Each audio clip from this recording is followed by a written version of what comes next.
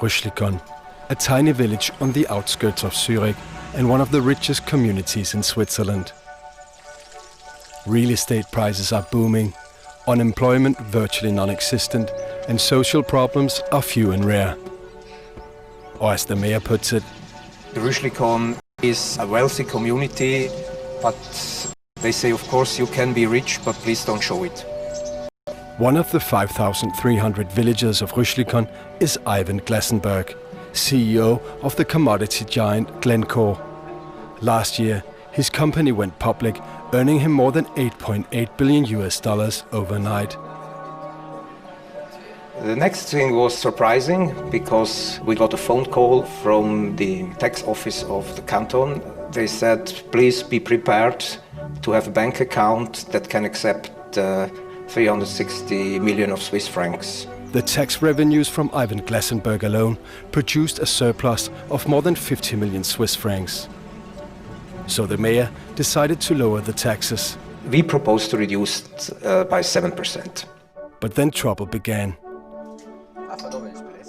Meet Peter Kaddish and his wife Anna-Maria. Ja, die Gemeinde wollte die Steuern 7% senken und wir haben dann einen Vorschlag gemacht, nur 5% zu senken. Also es ist eigentlich eine kleine Nuance. Es sind doch allerdings dann, diese 2% sind doch 1 Million Schweizer Franken. The million Swiss francs was supposed to be used to help poor communities in Africa impacted by Glencore operations. Man wünschte, dass dieses Geld zurückgegeben wird, dass dieses Geld in die Entwicklungshilfe fließt, dieses Geld eigentlich dahin fließt, wo es erwirtschaftet wurde von den einzelnen Arbeitern im Rohstoffhandel. In keeping with the Swiss system of direct democracy, the villagers gathered for a town hall meeting. That was a flux of people coming to our meeting room, and we said, oh, okay, maybe our 280 seats that are available will not be enough. Many objected to the Kaddish proposal.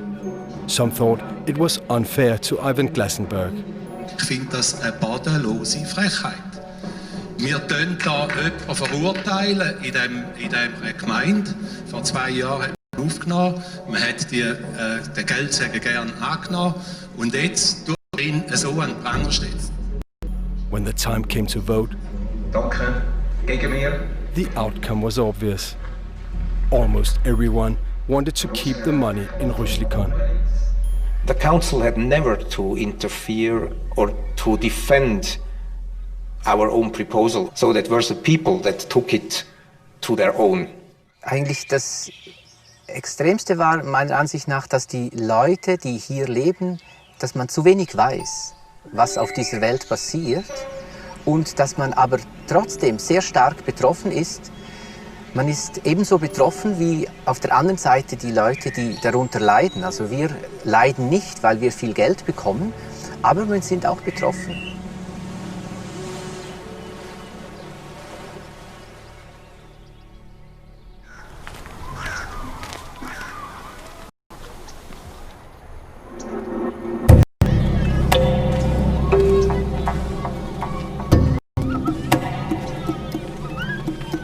This is the copper belt in Zambia.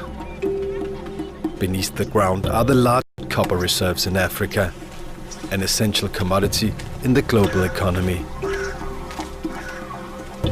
Glencore, under Glencore, yes. Today, virtually all Zambian copper mines are owned by multinational corporations. In 10 years, they've extracted copper worth more than $29 billion. As a country, as a nation, God has blessed us with such an abundant natural resource. Now, the paradox is that Zambia is ranked among the bottom 20 in terms of poverty, 20 poorest countries. We are wealthy, yet we are poor. The problem is no longer so much one of absolute poverty, it's become one of inequality, and Zambia is really a case in point for this. A lot of people think that we in the West have been extremely generous in the amount of foreign aid that we provide to the developing countries and particularly to Africa. Globally, our estimate is that the amount of money flowing out of developing countries is 10 times the amount of foreign aid flowing into developing countries.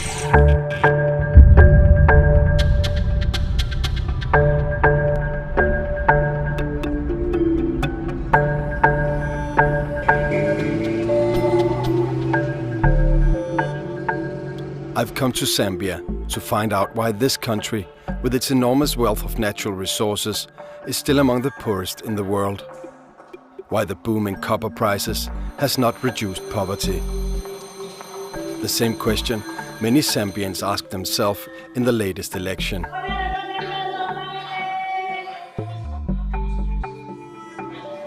His Honor the Vice President. Mr. Speaker. In October 2011, Guy Scott, who once threatened to march on the copper plants if they didn't pay their taxes, became vice president. We're aware that Africa is losing more money from tax avoidance by foreign companies every year than it's gaining from aid from the countries from which these people come. God, he gave copper to Zambia. And these people, if they don't respect the Zambian soil where there is copper, mining or any other business venture in Zambia, they should contribute. These mining industries, they export and we don't know what they're doing with our money. If they're exporting our minerals, the money must come back to Zambia. So the current investors should wake up, stand up and be counted, and they should not wait for the government to push them. We don't have time pushing people. Vice President Guy Scott was born in Zambia. He studied economics at Cambridge and holds a PhD in cognitive science. It seems peculiar that you're vice president in Zambia and you're white. Well, white vice presidents occur from place to place, like United States of America has got one. And I don't think in the Caribbean it would be all that unusual. It's just a thing that's a bit unusual in Africa. But Africa's maybe changing. I'm a Zambian nationalist, why not? What else would I be? Well, a colonial farmer exploiting Zambia? No, I think colonial farmers don't have any votes anyway, even if I wanted to stand on their ticket. And there are very few farmers here, white farmers. No, but you understand the question, I guess. I mean, it is from... Yeah, normally a white politician in an African country will be representing white minority interests. That's not the case. I'm regarded as pro-poor, pro-unemployed, the ordinary people of the earth.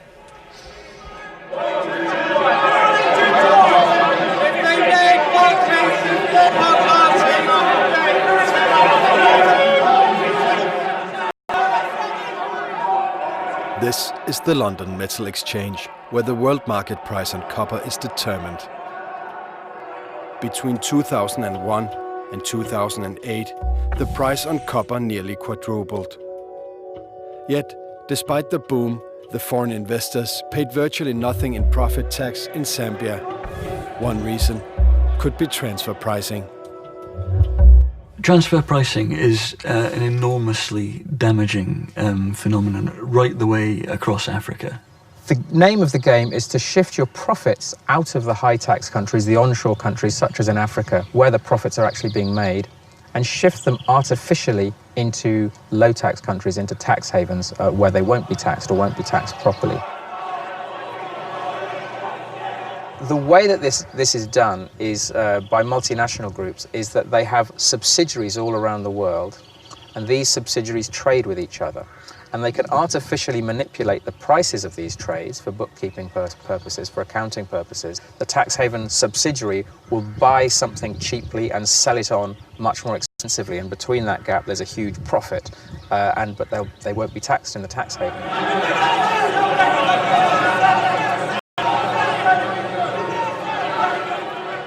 Much Zambian copper is not traded on the open market, but bought and sold internally within the same multinational corporations. 25 doing April, May, 25 doing April, May. On paper, this makes Switzerland one of the biggest importers of Zambian copper. Switzerland is a huge purchaser of copper out of Zambia, but that doesn't mean that the copper is shipped from Zambia to Switzerland. The documentation goes to Switzerland, but the copper goes all over the world.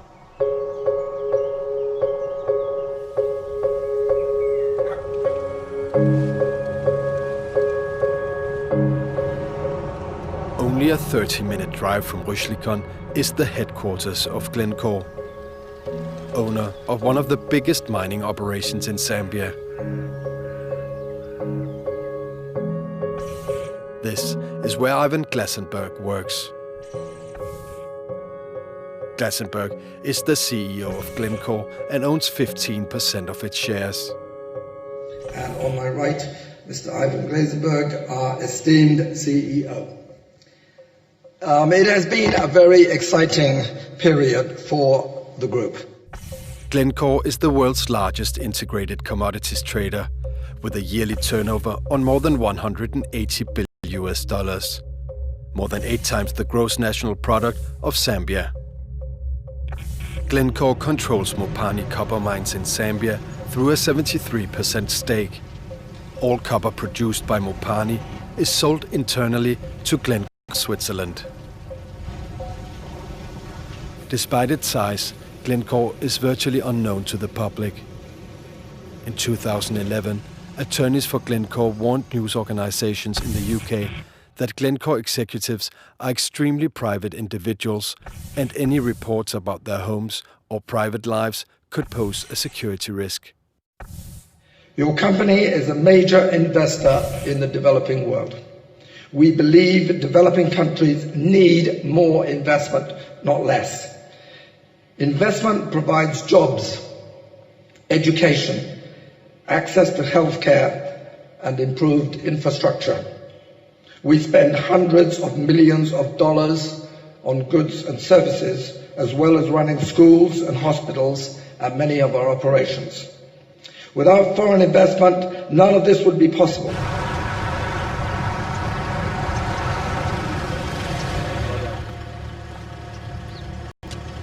Part of Glencore's Zambian operations have been suspended by the environmental authorities. I wish you a pleasant flight. Captain Nika, thank you very much. Thank you, sir. Vice President Guy Scott is visiting the plant and has invited me along. Residents have complained that mist containing diluted acid is drifting from the plant to their homes. This looks like something out of a bondage and discipline kit. If we carry on touring the mines like this, we'll get everything that we need for. No, just.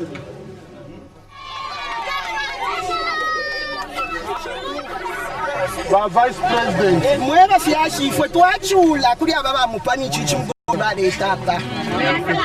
Obviously, the standards are pretty loose. The only excuse, of course, always that if you make us spend a lot of money on anti-pollution measures, then we won't have any to spend on making more money out of copper. At the plant, I meet with the chair of Mopani copper mines. When I ask him about the suspension, he seems perplexed. Well, I don't know. We are good corporate citizens. We are open in our business. We are very frank when we deal with all outsiders, with all authorities that visit us. We open our books. We don't understand. In this particular case, the action by Zema was completely surprising. So we would like to find out why they took that action. We have challenged them on that issue, and we're expecting a response from them. After further safety measures were installed, the operation was allowed to reopen. This is not the first time the plant has come to the attention of the Zambian authorities. In 2005, acid spills from the plant contaminated drinking water in a nearby township. In 2008, a similar accident occurred, sending hundreds of residents to hospital. Well, I mean, there were stages when people in towns were turning on their taps and blue water was running out that had been created by pumping sulfuric acid into the subsoil. And this was leaking into the town water supply, and everyone was turning green, blue. We received about 400 patients with complications of vomiting, abdominal pains. We managed them. Yeah, but it was clear that it was to the water contamination that came from there. Supported by a $50 million loan from the EU's European Investment Bank, Glencore has doubled the production capacity at Mopani. The production of copper also emits high volumes of sulfuric dioxide and dust. Sulfur emissions can cause respiratory diseases and create acid rain that destroys vegetation. A lot of respiratory tract infection cases come from Kankoyo, especially when the emissions are too big. You find that you get an influx of patients coming from the clinics to us. I feel it myself, the effect of the emission of sulfur dioxide. Air pollution is regulated by WHO guidelines and limits set by the Zambian authorities. The levels are measured at 4 installations around the plant.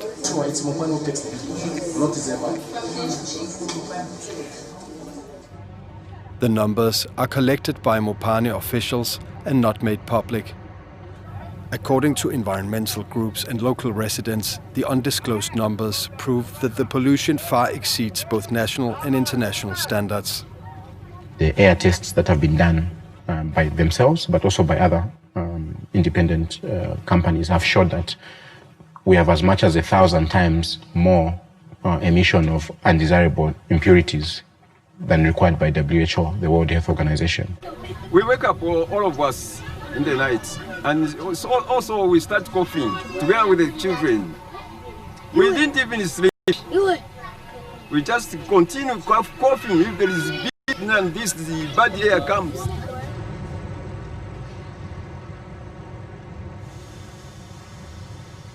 I asked the chairman of Mopani if it's true that air pollution from the copper plant far exceeds WHO standards. The reference point is the Zambia Environmental Management Agency, and we operate within the terms set by the Zambia Environmental Management Agency. And licenses of all our operations are within those terms. So the statement by the NGO, I cannot comment on it. I would suggest that in fact we refer them to the Zambia Environmental Management Agency. So it's false. It's not 100-fold above sometimes 1,000-fold above the WHO standards in air pollution out there. Well, what we're saying is that we operate within what the Zambia Environmental Management Agency stipulates, within the licenses that they stipulate, and we abide by those.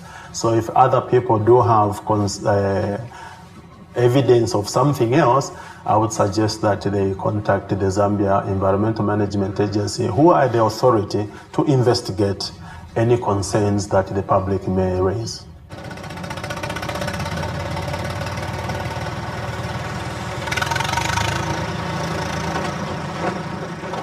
I tried to obtain the figures from the measuring stations directly from Mopani and the Zambian authorities, but would